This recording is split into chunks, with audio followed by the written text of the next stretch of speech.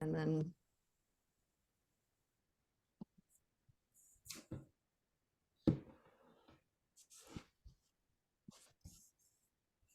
welcome. Hi, Prasad. Welcome, everybody. This is the Edgewalker Cafe on January 11th, 2024. And we're very excited about today's topic and practice. Edgewalkers International is an organization that supports people who are integrating their spirituality and their work and life. And so it's really like about applied spirituality. And we're a community of people that support each other in each of our unique paths. So I'm so glad to have you here with us today. And I'm going to turn it over to Sandra Bargman, who's one of our certified facilitators, Edgewalker facilitators, and she will be introducing our wonderful guest, Sue Fick. So Sandra, over to you. Thank you so much, Judy. And hello, everyone. Sandra Bargman here. I'm tuning in from the Catskill Mountains. So if you would be kind enough to say hello in the chat and where you're tuning in from, that would be awesome. And I also want to wish you a happy New Year. You know, I have to say that January for me has turned into be one of my favorite months of the year. That wasn't always the case. Kristen's coming on in, yeah. That wasn't always the case, but as I've gotten older, I've really loved getting past the holiday season, which is not to say I don't enjoy it, but I've really come to love the quietude of January and the wombing in of January, and no more social engagements. I can just be just be quiet and really focus on the past year, focus inward on my inner presence. And so what comes up for me this year, I'm not one for resolutions, but I have made a commitment this January for a greater sense of self-care, really expanding upon what that means for me. And so it is so fantastic that I get to introduce to you all my dear friend and my kinesiologist, Sue Fick. Welcome, Sue Fick. Thank you. It is so great to see you. Welcome to our Edgewalker community. Just to let everyone know, Sue Fick has been instrumental in helping me with some fantastically difficult, unexpected health issues that I faced over the last few years. She has been a combination of a dear friend, almost a shamanistic therapist, and my kinesiologist, my health guru, all rolled into one. So again, it is with profound joy that I'm sharing your work with our community. So before we dive into our conversation and with me reading your CV, I just want us all to just take a nice deep breath together, just come together. And if you're comfortable, of course, close your eyes. And nice big deep breath together. And let's have a moment of silence together where we can just feel into our togetherness and get present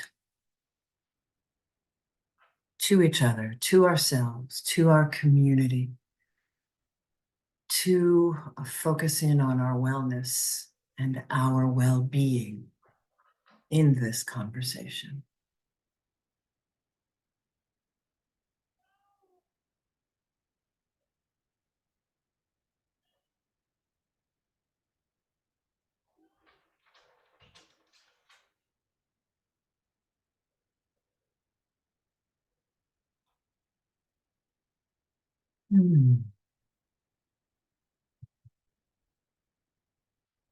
And we are thankful for our time together. So let me read Sue's wonderful CV here. Sue is a certified health kinesiologist and Chumpi illumination energy healer. She is a graduate of the Sacred Center in Warwick, New York, and now is on the teaching faculty. Her training began in kinesiology in 1993, and she's been practicing for 23 years. She has certification in the science of intuition from Carolyn Mace and Dr. Norman Shealy, MD. She's traveled extensively to sacred sites, primarily in Peru and Bolivia, where she's received sacred teachings and transmissions. She is the mother of 3 sons, a lucky grandmother of 2, and she lives in Lake Katrine, New York. So again, welcome, Sue Fick. Take it away. Thank you so much, Sandra. So I'm very happy to be here today to talk with you. And I want to talk a little bit, just a little, about like my whole journey to get here. And I did start classes with my teacher, Eleonora Amendolara, who has the Sacred Center in Warwick. And at that time, she was a certified health kinesiologist instructor, which she still is, although has moved on to many other things also. So in learning from her, the primary tool for health kinesiology is muscle testing. And so the whole system was developed by this brilliant man, Jimmy Scott. And what it is a system of using muscle testing in order to figure out what kinds of corrections need to be done energetically with the body in order to put the body back into its own order. And so it's a very comprehensive form. And so what the muscle testing does is that it allows you to ask questions of the body, to access the body's wisdom, and to be able to figure out accurately how to proceed. So someone will come to me with an issue, they'll come to me with a problem, maybe it's physical, maybe it's emotional, maybe it's mental, maybe it's physical, spiritual, whatever. And that my job is to try and figure out what order of priority do we actually work in, which I would have no idea, but your body knows exactly what priority. And so by using muscle testing, I can discern what it is that needs to be done in what order. It's important to go in what order because 1, it doesn't cause some kind of reaction because you're doing things the way your body wants it to be done. And 2, it makes it the most effective. And so, so that's where it is. I travel with Eleonora every year, and so it's been building since 2000, and it just keeps getting better and better. So I want to just talk a little bit about kinesiology itself, because kinesiology is the art of muscle testing, and it is an electromagnetic experience. What you're looking for is to find out how your body is, whether your body is stressed or not stressed. And so by testing a muscle, if you are stressed, a muscle will unlock. And if you are not stressed, it stays strong. It's pretty simple. And it is so effective. I wish every doctor in the United States had this skill, because if that were true, they could figure out whether a drug was contraindicated or not for your particular body. It's so very specific. And so, so what I want to talk about are the different kinds of muscles that are actually used in the body. So for like right now, I would self-test, and that self-testing would be testing the muscle in my finger, and then putting my other finger over it, and to find out whether something is a strong muscle or a weak muscle. And we'll figure out in a minute what that means. The other muscles that can be used, I mean, I'm sure that many people have had this happen where you put your arm out, right? And somebody presses down, right? I find that's really stressful on the shoulder. You can do it this way also, again, really stressful on the shoulder. And that you begin to have some kind of endurance, and that's not good because your arm gets tired, and then I don't know if you're getting an accurate answer. The other muscles that you could use is you could use your thigh muscle. I mean, there's muscles all over the body that you could access depending on whether or not you have a physical limitation. The muscle that I use when I am working on a person who's on my table is that I would have them put their arm up like this, and then I would put my hand here, and with very steady pressure, I would simply press on it and determine whether it is a strong muscle. And that you can do this by finding out whether it's stressed or not by the word yes and no. So no one is stressed by the word yes. Everyone loves the word yes. And muscles love the word yes. So there's no electromagnetic impulse that disturbs the muscle with a yes, but as soon as you say no, your muscle weakens. So you can ask any yes or no question of the body. So then to make it a little more interesting is that you don't actually have to ask that question out loud. So if I'm working with someone and I ask the person, so do you have COVID? Right? So the first thing that person is going to say is, no, I don't want COVID. And so then they like make their muscle like really, really rigid. And so if I ask the question silently, I can ask a yes or no question and get a far more accurate answer. So how that works is that thought has a form of its own.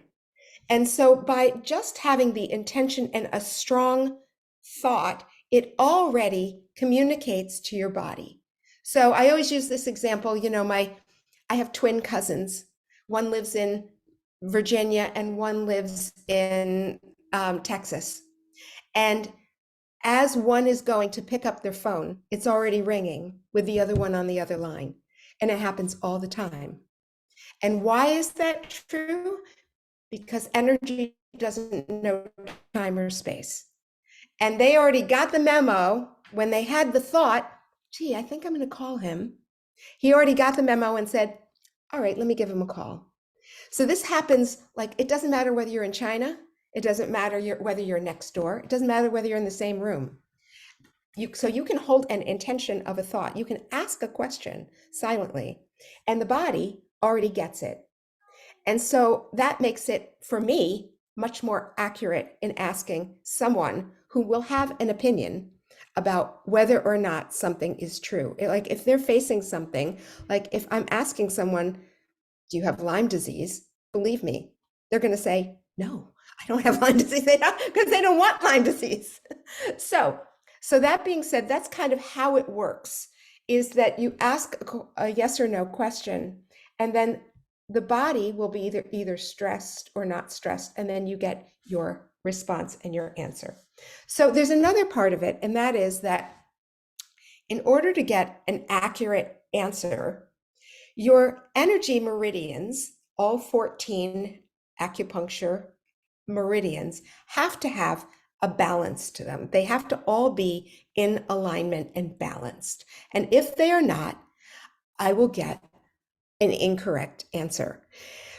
It's usually not too hard for me to figure out that I've got a wrong answer, because it will be like, I'll start asking questions and they'll start like not making sense. And I'm like, oh, they're not balanced. So the way that you can get into balance, and anyone can do this at any time.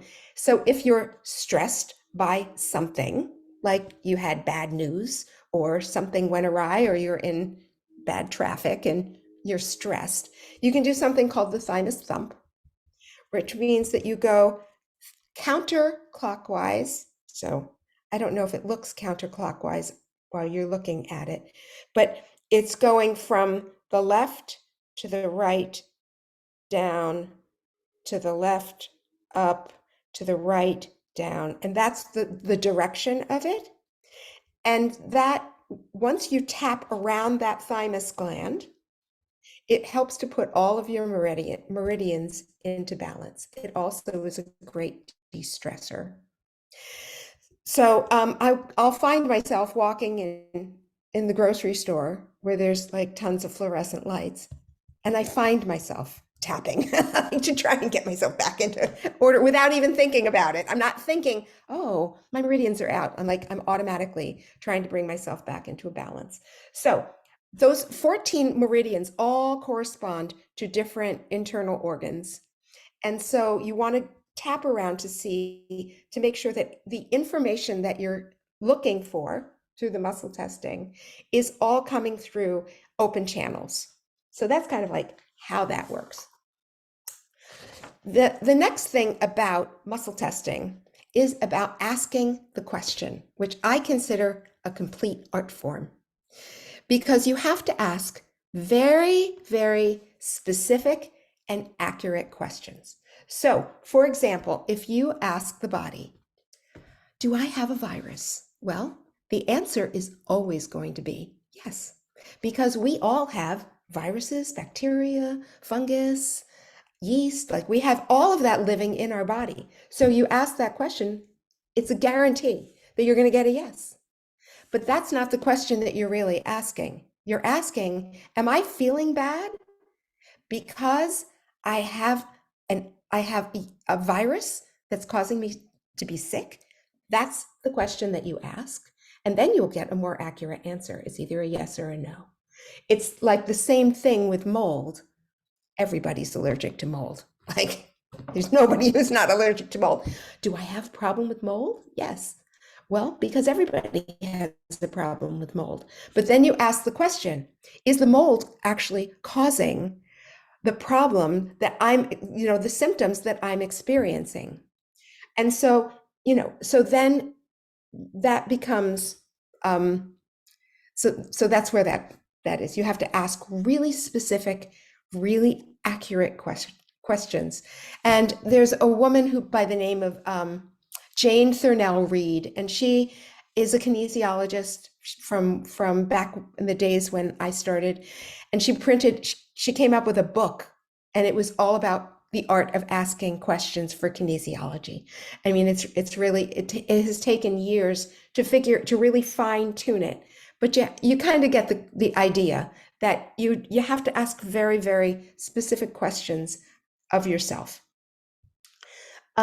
So there's another part of health kinesiology, which is a very specific kind of kinesiology. Now there are many forms. Applied kinesiology, there's many forms. You can get a degree in kinesiology, and it has nothing to do with this. But anyway, so one of the things that's really, really helpful in my world, and I think probably in most people's world, would be about determining whether or not a substance is causing a disturbance in your body or not. And so that substance could be anything. It could be your water from your tap. It could be food. It could be allergens in your air.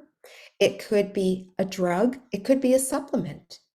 It could be like cosmetics, right? It could be shampoo. It could be any of those things. So the question is, how do you figure that out? And so there's Jimmy Scott, brilliant guy. He figured out how to use the acupuncture system to figure this particular thing out. So all meridians converge in acupuncture CV6, which is 1 inch below the navel. And so if you put any substance 1 inch below your navel. And then you touch this, which is called the allergy point, right? So usually I'll just go like this. And that point will determine if I'm self-testing, if my muscle releases, it means I'm stressed by it, by whatever I just put on CV6. And so the reason I want to do self-testing is because if I'm at the health food store and I've got a shampoo in my hand and I want to know whether it's going to be a problem for me, I just nonchalantly put that bottle like right below my navel, and then I can muscle test to see if I am allergic to it. This is an allergy point, or the point right back here. So you just put your finger like straight back. That is a tolerance point, and that means you're either allergic or you're intolerant. So if my muscle releases for either one of those, then I know I'm going to put that product back on the shelf. So an intolerance, the difference between having an allergy and having an intolerance, an allergy is when you have any of that substance at all. So if you have like one bite of cheese, and it means your body is stressed by it and you have an allergy to it. An intolerance means, well, you could have some, but at some point your body goes, no, can't do it. And it gets super stressed. And then it becomes like an allergic response. So this is different than what you would get, let's say, at an allergist. So an allergist, you're going to go and they're going to do like all kinds of skin prick testing. And what they're looking for is a histamine response. I don't really want to wait for a histamine response. I want to know before I get the histamine response whether or not this is going to be a problem. And because you don't get a histamine response does not mean that your body isn't stressed by that substance. And so then you can just think, oh, I'm fine, right? And then you go, and then one day, boom, your system crashes and you're like, I don't know. I've been using that for years. I don't know why that's a problem. It's because you were probably intolerant for a long time, didn't know it, kept using it until your body went, I can't do it anymore. So the beauty of that is kind of like the drug thing. You take a drug, you put it on CV6, you test to see, are you intolerant? Are you allergic or are you intolerant? And then you can see your body's either stressed by it or it's not stressed by it. And so if you're stressed by it, you see if you can find something else. Now, if somebody is allergic or intolerant to their medication for diabetes, you don't stop taking the medication, right? And so in my world, what I would do, because I'm a health kinesiologist, is I would be able to raise your tolerance to that substance, and then you could keep taking it. If you don't have access to somebody who does that, you might want to find some kind of alternative to that. And if not, you figure out how to take it.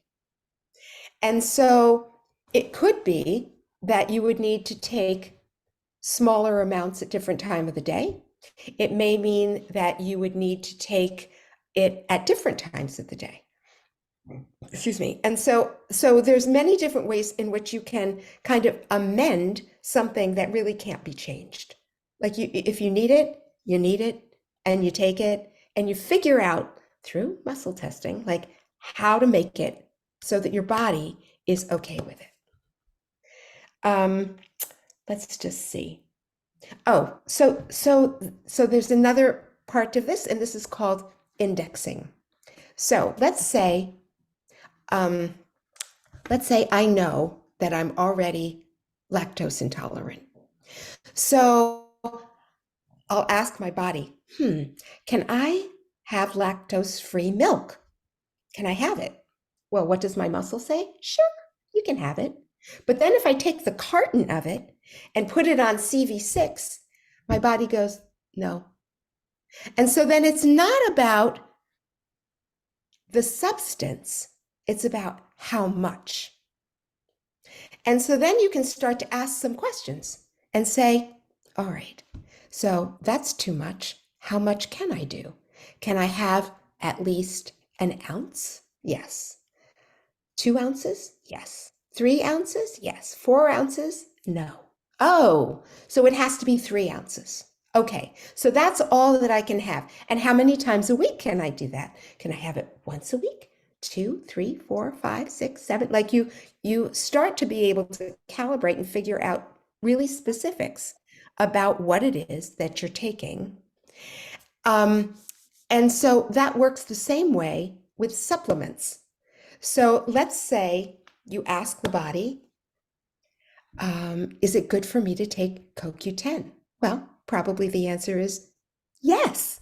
Of course it's good to take CoQ10 because everybody makes CoQ10 and maybe your body makes like a little bit less. Sure, that would be great, but that's not really the question. It's like, okay, yes, how helpful would it be? Would it be at least 10% helpful? Would it be at least 20% helpful? And then you go up the range to find out, well, how helpful actually would it be? So if it's 10 or 20%, I'm not going to bother with it because it's not really going to make an effective change. The other thing is you want to find out what kind. Like if I want glutathione, do I take a reduced glutathione or do I do a liposomal glutathione? Like what is it that's actually going to work for my body? Not what's on Google that says this is the best thing that you can take, which of course everybody is claiming that everything is the best thing that you can take. So how do you determine what it is that is best for your body? And so you put it on CV6, allergy, no, intolerant, no. How helpful would it be? And what kind do I need? Stress, not stress. Is it this? No.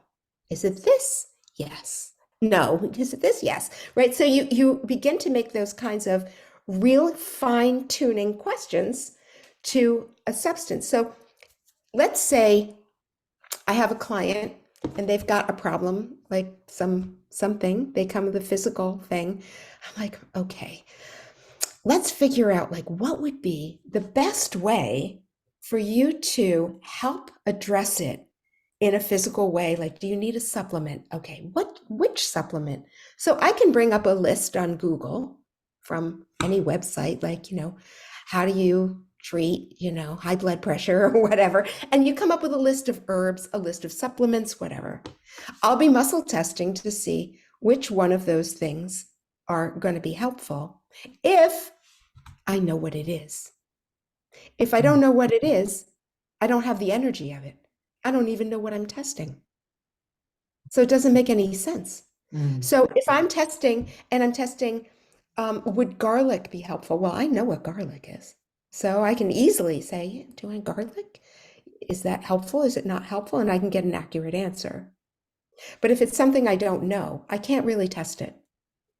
If I go to the health food store and I pick up a bottle and I put the bottle on acupuncture CV6, I can get an accurate answer because now I have the substance. And then the substance has a frequency. It has an energy, it has a vibration. And that vibration on my energy meridian is going to tell me whether or not I'm allergic and how helpful and should I be using that. Or is that product like not the right product? So if you go into the store and there's 10 of the same product and you're like, I don't know which one is the best one? Well, you pick them up, you put them on CV6, you pretend that nobody's looking at you, and then you test because that's the way that it works. And so I fine tune it again by not only do I get the substance, but then I find out how much. So on the bottle, it says take three times a day. But when I muscle test, you only need 2 a day. So you need to, that's what I would do, is figure out how many actually does your body need? Not how many does the manufacturer think that you need? How many does your body actually need? This also comes into play, like people have, everyone is so different. Some people are extremely sensitive. So taking half of something is equivalent to one person as taking 10 to another person. So all of that is where muscle testing comes in, because now you don't have to guess and then get a reaction or be frustrated because you get a stomach ache from it, you get whatever, because you took too much. Or you took too little and it didn't work. Oh, well, that didn't work. It's like, well, it didn't work because you didn't take enough. It isn't that the product didn't work. So all of those specifics are really important in if you're going to figure out, like, what am I going to use? So I find that this particular aspect is like the most useful. And so let's see. So the So only, I'm sorry, I'm going to interrupt in, yeah, go ahead. here, and because you had said that you were going to share how that we can do this. You were going to have talk us through specifically the muscle testing and Okay. with it, Good. Okay. because I'm checking time here. Okay. No problem. And I'm really just about done. So perfect. Oh, okay. Right. Go for it. So in muscle testing, so if you're going to self-test, which of course maybe you're going to self-test because you're not going to have a client, right? You're going to test this muscle and you simply put this finger over it. And then it takes practice. Like you have to practice. You have to say, do I like okra? No. Do I like carrots? Yes. And you test because the muscle's going to stay strong or it's going to weaken. And so it takes practice. It took me actually quite a while to get it. Because I kept like psyching myself out. Did I really get it? Did I not get it? So I had kind of had to train my finger by knowing things I didn't like and knowing things I did like. And so I would go, okay, do I like radishes? No. Okay. And then my brain kind of gets how that feels when it releases, because all you're looking for is the muscle strong or weak? Is it released? If I'm doing the testing this way, which you could do it on yourself this way too, your elbow is down, your thumb is kind of facing you, and you're testing the wrist, right? And it's kind of slightly bent, right? You're going to simply ask a question, or just say yes. Just say yes. And it should be strong. And it's a gentle, steady pressure. And no is when it releases. The thing you don't want to do is that, because then you'll have no idea whether it was your muscle releasing it or whether you just made it move. So you put it on, you ask the question, and then it's either strong or released. And it doesn't have to move far either. It's because you can feel when it's released. It's either strong or like I can feel, oh, right. It doesn't have to like go all the way down. And it's the same here. It's strong or it's released. And that's like it. It is the whole simple system of muscle testing. Of course, I know I'm balanced, right? So you would have to balance yourself first. And then you would muscle test. And you could do this like all day long. You can pick up something, put it on CV6, and muscle test. And so it really is a matter of practice. Because in the beginning, you psych yourself out and you go, was that real? Did I get that? Was that right? Was that wrong? So the more you practice and practice and practice, you begin to get a feel for how that muscle is either strong or released. And that is the whole thing. Excellent. Excellent. So thank you, Sue. Fick. Let's open it up for some questions. And I know that I have a question out of the gate. Okay. Amy, I see you. when I go in and I have a session with Sue, I lay on that table and and she puts my hand up and does all the muscle testing, and my wrist feels as though it's moving a millimeter, like hardly anything. And she's, just moving it and asking questions in private. And then as the session moves on, we move into other aspects of wellness that I want you to speak to as well. You weave in your shamanistic training and all of your internal intuitive work that is combined with this whole wellness kinesiology journey. So speak to us briefly about how you weave that into what you do. So I use kinesiology as like the baseline for everything. Like, so if I get some kind of intuitive hit, which happens all the time, I'm going to want to make sure I didn't make it up or make sure that it's kind of accurate, right? And so I'm going to just check that muscle and make sure that what I'm saying and what I'm coming up with is accurate, and that it isn't like I went off on some tangent, like I'm going to muscle test it and be sure that that's what it is. And that for me, the whole art of healing is that art of weaving in intuition and then substantiating it. I don't know how far you want me to go into the other stuff. Yeah, no, go for it. I mean, because it's so comprehensive. I mean, what you do when I come in to see you, I mean, you're bringing out and journeying with me and the whole 9 yards, in Yes. addition to all of the muscle testing. It's an extraordinary experience. I'm not just laying there having my arm moved and muscle tested. No. And So, yeah. So when I have somebody who comes in, like Sandra, there will be like a discussion about what's going on. And then I'll begin to start zeroing in on what it is that's actually causing a stress. And my job as a healer is to help unravel. It's to help unravel a knot. And those knots can be created by something that happened in the past that's emotional. It can be a knot that's created by some physical existence of, you can have an illness, you can have, a sprain, you can have something that happened in the body years ago, physical abuse, you can have all kinds of things, like every kind of human experience.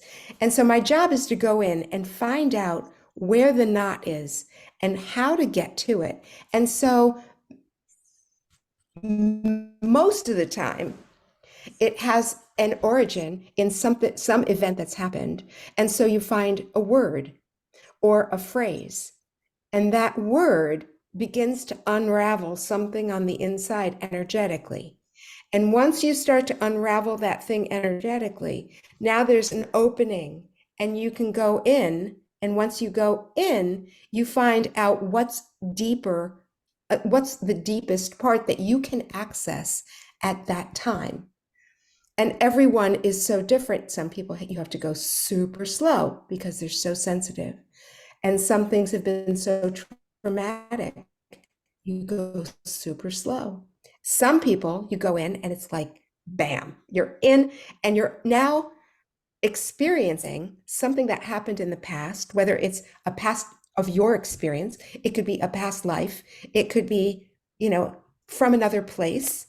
It could be me accessing my energetic library from my experiences in Peru, where you go to these sacred sites and you take in the frequency of that place.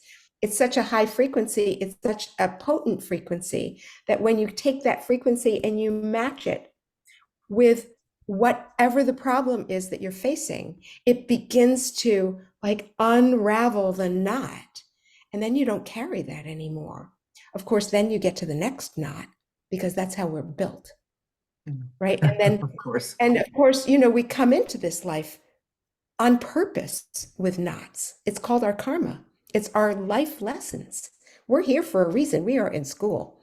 And so that's what we're here to figure out. And so often people will come into my office and it will start with something physical. And before you know it, I mean, really before you know it, we are headlong diving into places that I don't think any of my clients really expected that they would go. But that's the origin of the knot. And so you I can't. expected it. Okay. But you know, like until you get to that origin of the knot, it's kind of like taking a drug. You keep treating the symptom. So Right, exactly. I don't want to treat a symptom. I Yeah, want you to, want to get I to the want to get origin, down to as close to the core as I can. And by of course. using muscle testing, I can do that. Okay, so Right? we're going to take some questions. Amy, Yeah. you had your hand up first, then we're going to jump to Stacy, and then we'll go to Dave. Okay, I had two questions. I don't know very much about muscle testing, but I have learned to use it by putting, say, the object on right below my belly button, like you Right, said, right. and ask the question. And if my body goes forward, that's the yes. Right. If my body goes Yeah. back, no. Okay, Yeah, so that's just another form. okay. My second question is, David Hawkins uses muscle testing to identify states of consciousness. What do you think of that as a process? Do you think it's accurate? Totally accurate. Totally accurate. Okay. Absolutely. Okay, then. Because you're asking, you have an energy body, right? So your energy body is not limited to your physical body, and it's not even limited to your thought I'm or aware. your mental state. Like it's connected to everything. So I do that all the time. I'm always asking, like, so where are we working? Are we working here? Are we working here? Are we working here? So yeah, the answer is of course. Thank you. Thank you. Stacy. Hi, Sue. I'm a huge fan of muscle testing. I've been the recipient of muscle testing for years, and I know that it works, and I know that it's accurate. I've also been trying to train myself to do muscle testing on myself for a long time. This is really a tricky area. How I've been taught to do it, and as I'm saying it, I haven't had much success, is by this. Yeah, that's another Yeah. form. Mhm. What I mean, is there one that you think is maybe more effective than others as you're learning it So on yourself? I don't know that it's more effective. Uh-huh. I just think that that when I learned, the first way I learned was this. Yeah. And that the problem with this is that I can't take a substance and put it on CV6 Yeah. and test myself if I'm doing this. Uh-huh. And so I trained myself to use that muscle Yeah. so that I could use one hand. So I Okay. just encourage you to practice, Yeah. practice, practice, practice. And one day your brain is going to go, oh, my muscle just released. It's like, you're not asking to get the right answer. Yeah. That's not what you're asking. You're asking your body for a response. Yeah. And Yeah. that It's a response, communication channel. that's it. Yeah. So the problem people have is they start psyching themselves out thinking, am I right or am I wrong? But that's the wrong question. The question is my muscle strong or did it weaken? Mm-hmm. And that's the only question. Yeah. Hmm. Thank you. Okay. Oh, thank you, Stacy. Let's jump to Dave, and then Judy has a question as well. Thank you, Okay. Stacy. Well, I am more than a neophyte in this conversation. I love it. What it tells me at my stage of life is that there's a whole lot more that I can learn, and I can learn it from my body. Yes, That's good news. absolutely. I guess my overall question, however, is if I put that into practice and work on it, how am I going to be when I'm successful? Am I going to be healthier? Or am I going to be smarter, better looking? Healthier. What are my benefits? The looking So- part, that's kind of past the board, but I want health, and I want it into my 80s. And if this is a route, I might take it far more seriously. So I think one, you'll be healthier. Two, you'll be happier. Ah, So when you release things that are confining, right, so, that form that knot, so right, that's that what those keep, stress feeling, when you say stress, it's that it's, knot, it's right? a tightness. Yeah. So so for example, if as a child you had abandonment issues, and in this life you experience abandonment, every time that happens, your body goes like this. And Okay. so when that happens enough, it forms an illness. And so the Oh, more okay. you release, the more the happier you will be and the healthier that you will be. Because what you're doing is you're actually accessing the mechanisms in your cells. Like your cells are opening up. And so if things are trapped in your cells, like toxins, and you open them, then what happens? You've got flow, things now start moving out and you're healthier. I like it. And so part of that is like, what substance do I need? Do I need vitamin D? Do I need vitamin C? Like, what is it that's going to get my cells to open up? And what psychological things keep those cells locked up? And what do I need to help release them? Hmm. And that will change your physical body and your mental state and your spiritual state. That's a good deal. Let's hear what my friend Judy has. Judy. I look forward to you being healthier and happier, David. So am I. Oh, Sue, this is so fantastic. I come to this conversation as a skeptic because 20 years ago, had somebody do muscle testing where they tried to force my arm down, and then I just like, oh yeah, this is bullshit. And never wanted to look at it again. But Right. I can really see that there's a road in here that is more subtle, and you've given us lots and lots of wonderful ways to approach it.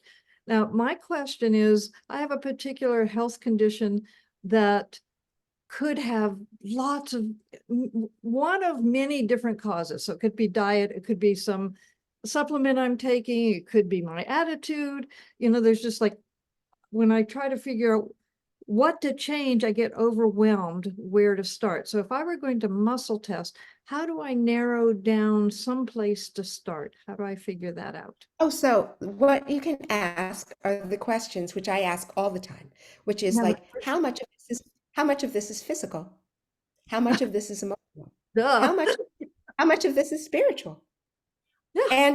And where do I start?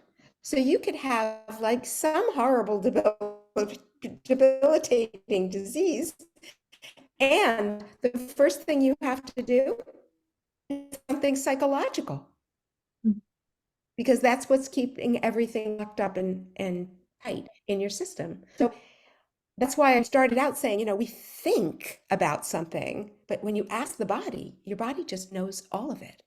And Yeah. so the other thing I want to say is that muscle testing yourself is great for like substances, but it also helps to have somebody else muscle test you. So, if you live next to Sandra and she said, come on over for some coffee, right? Then she could like Mhm. test your muscle, and it would be a little bit more objective. But if you're doing it yourself, then you just, roll with it. You do the best you can and hope that you're not influencing it too much. But the more you stay clear, neutral, and objective, and like that you're just seeking information, that you're not attached to the emotional outcome of it, then you're pretty Yes. good. Yeah. Then you're pretty good, right? And so, yeah, so does that answer your question? Absolutely. So one other quick question, is there some book you would recommend? There is a book, and I think that it is also written by Jane Thurnell Reed, and it's, I think, called Health Kinesiology. And it's old. I mean, it was written, I don't know, 80s. But it's completely relevant. like nothing has dramatically changed about it. That would alter it. It because it's an older text doesn't make any difference at all. But that's what I would try and locate it. And is it out of print? I don't know. I don't know. Thank you so much. You're welcome. And also the place that you were trained has ongoing trainings as well. So what is that website again? So that is sacredcenter.net. And Excellent. and my teacher Eleonora is like extraordinary and brilliant. And she has classes that are both in person and online. Like some people come in person, some people are online to the same class. And so it's really available and accessible to everyone. And she doesn't only teach kinesiology, she teaches also her own form called Chumpi Illumination, which is a whole nother subject. Excellent. Oh, thank you. Does anyone else have any questions? Well, I thank you so much, Sue Fick, for sharing your wisdom and your talent and your heart with all of us today. Thank you so much. Before we hop off, let's take it over to Judy. I've got a few announcements myself, but Judy, do you have any announcements that we need to be aware of? Well, first I want to introduce Sarah Scarlett, because she helps people who write books, and a number of us are either writing books or want to write books. And Sarah, would you like to share a little bit about how you help people? Just give yourself a little plug here. Hi. Hello, everybody. I've enjoyed. Hello, Sarah. Hi, Sandra. I'm a publicist, so what I do is help promote books when they're written, or actually from the point where you sell it to your publisher or self-publish it and get the word out, get the buzz spread. That sort of thing. I worked in-house for a number of years as head of marketing and publicity, and then went out on my own. And I work with well-known authors, best-selling authors, and first-time authors. So, but thank you very much for saying that. Thank you. You're a member of our community, and you can support other Edgewalkers, and we can support you. Well, thank you. Welcome. And many of your authors, many of us also have podcasts. So Oh, exactly. Yes, and I've been in contact with Sarah for some of these wonderful authors to be guests on my podcast. Absolutely. Yeah, which is a great seg. If Judy, if you have any other anything else to announce? Yeah, well, first of all, David Fearon also has a podcast, and Yeah, I put a link in there. The Oh, practice right. podcast. And a book called On Practice as a Way of Being. And Judy has been in my podcast. And I, to Sarah's work, we all need it. So much goes into producing a book from before it even gets into the hands of an editor. And it is part of us. Once it's into the universe, we don't want it just to sit there and stagnate. Even though my book is digital, it's still, unless people will click it and read it, and so I've continued to promote it through the podcast and elsewhere. And every time my editor says, "Oh, you sold another one," it's like, hey, I exist. And then I'll do some muscle strengthening or muscle. Now, this has been a lot of fun, and I'm a recent Edgewalker. I've known about this work, and I've known Judy for a long while. And I must tell you, and when I see these announcements, I'm jumping in. I don't care what the subject is. It's always seems beneficial. so glad you do. I love it. Yeah, truly. Amy Bernstein has an announcement about her Roar of the Moor program coming up. Mhm. Something else to jump into, David? Oh yeah. Yeah, I got time on my hands. I'm retired. Yeah, I'm going to be doing a new series of I call it the Roar of the Moor, which is the Roar of the Moor for me is the impulse of the new consciousness that's coming up. So my interest is in helping people evolve their consciousness, and The Roar of the More is an 8-week, each week 90-minute training and coaching series, mind, body, energy training and coaching series. And as we go through it, my formula is self-awareness. First, you have to have a strong intent. Then it's self-awareness plus here-ness or embodiment creates the skillful action or the shift to a finer version of yourself. So what this series does is guide you through this process of moving into a finer version of yourself. And I have a free intro tomorrow morning. If any of you are interested, I'd love for you to join me. And the way that you can find out about it is go to my, I could put it in the chat. I can put it in the chat. I hope you'll join me, see if you like it. If you like it, hey, come take the series. Judy just went through it, so Yep. she could tell you about it. One more week.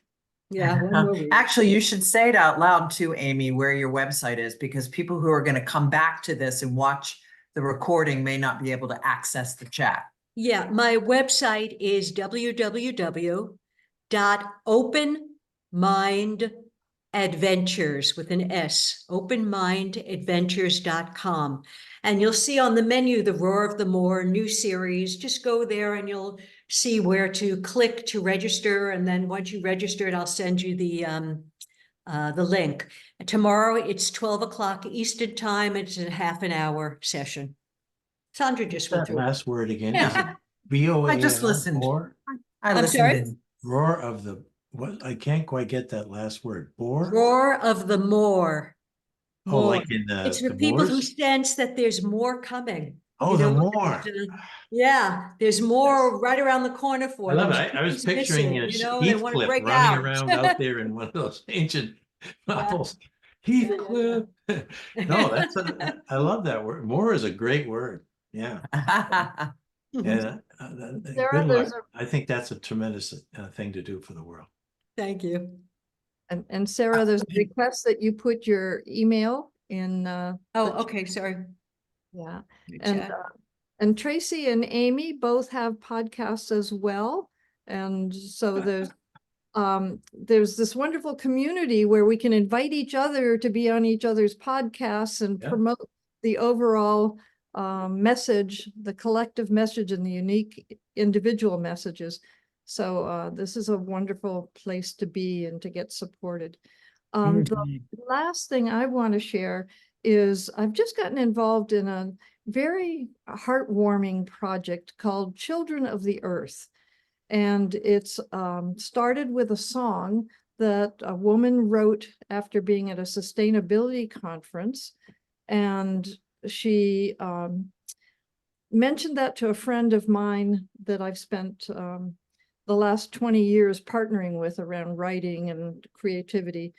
And he brought in all these musicians to support her song, musicians from different parts of the world and in different languages, and created this wonderful development of, and it's become a video and everything. We're going to do a premiere of that during Interfaith Harmony Week, which the showing of it will be February 2nd. I put it in today's newsletter, the Edgewalker newsletter.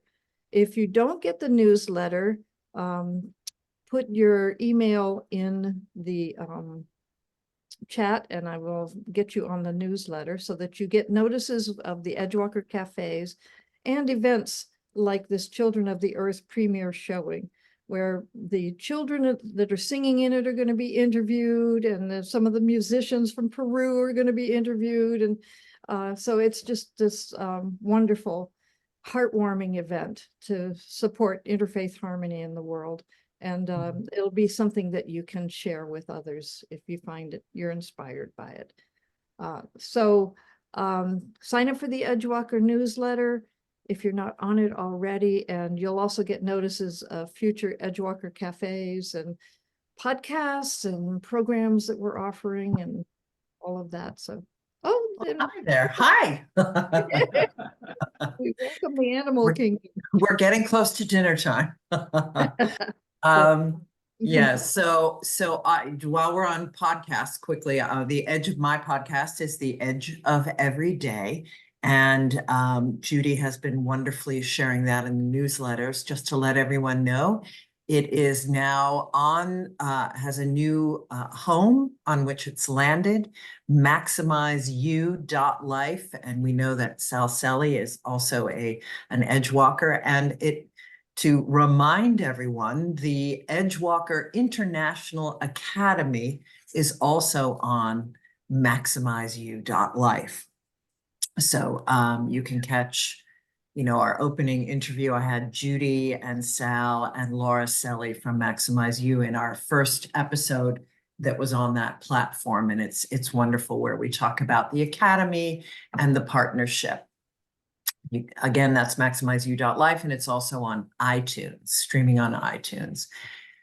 So before we say a final goodbye, I would like to read a beautiful poem by one of my favorites that really speaks to the wombing and the depth and the presence of all of the work that Sue has shared with us, and this time of the year, and this great reflective, dark and deliciously wombing time. It's called A Blessing for Presence, and it's by, I'm sure many of you know of this gentleman. He's a favorite of mine, John O'Donohue.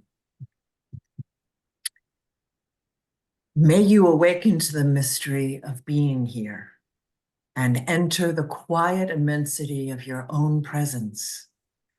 May you have joy and peace in the temple of your senses. May you receive great encouragement when new frontiers beckon. May you respond to the call of your gift and find the courage to follow its path. May the flame of anger free you from falsity. May warmth of heart keep your presence aflame and anxiety never linger about you. May your outer dignity mirror an inner dignity of soul. May you take time to celebrate the quiet miracles that seek no attention. May you be consoled in the secret symmetry of your soul. May you experience each day as a sacred gift woven around the heart of wonder. And so it is, blessed be. Thank you all for joining us, and thank you again, Sue Fick, for sharing your wisdom with the Edgewalker community. Thank you Good for job, having me. Susan. Thank you. It was great. Wonderful. Thank you so Yeah, great much. magic. And Sue, please stay on. We're going to chat afterwards.